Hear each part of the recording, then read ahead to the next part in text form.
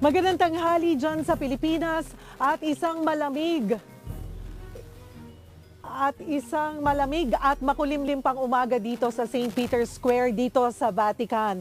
Ilang araw bago ang conclave, binisita muna natin mismo sa Rome, Italy ang tatlong Pilipinong kardinal na lalahok sa pagpili ng susunod na Santo Papa.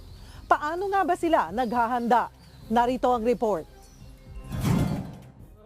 Mula airport, dumiretso ang aming team sa Pontificio Collegio Filipino sa Roma para dumalo sa idinaos na Collegio Day. Nasaktuhan namin ang selebrasyon na idinadaos tuwing unang linggo ng Mayo kada taon bilang paggunita sa pagkakatatag ng koledyo at Feast of Our Lady of Peace and Good Voyage. Dito inabutan namin si Cardinal Pablo Virgilio David na nag-agahan kasama ang iba pang mga pari. Ibinahagi niya sa akin ang kanyang paghahanda para sa nalalapit na conclave na magsisimula na sa Miyerkules. May panawagan din siya sa mga mananampalatayang Katoliko sa buong mundo. Actually, lahat ng kardinal sa buong mundo ay nananawagan sa kanilang mga local churches na sabayan kami sa kanila. Matapos ang maikling kumustahan, dumiretso na kami sa misa.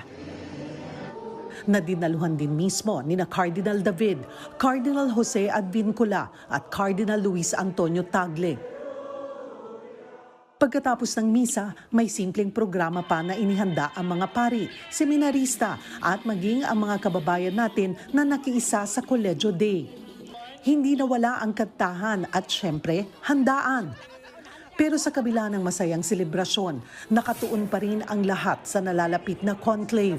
Bagamat isa sa mga papabili o matutunog na maging susunod na Santo Papa si Cardinal Tagle, nilinaw ng rector ng Pontificio Collegio Filipino na si Father Greg Gaston na walang tunay na makapagsasabi kung ano ang kalalabasan ng botohan. Ito kasing conclave, ito yung halalan na walang kandidato. In fact, pag nagpresenta kang kandidato, required lahat ng cardinal, isumbong ka. Nakatakdang simulan ang conclave sa darating na Miyerkules, Mayo 7.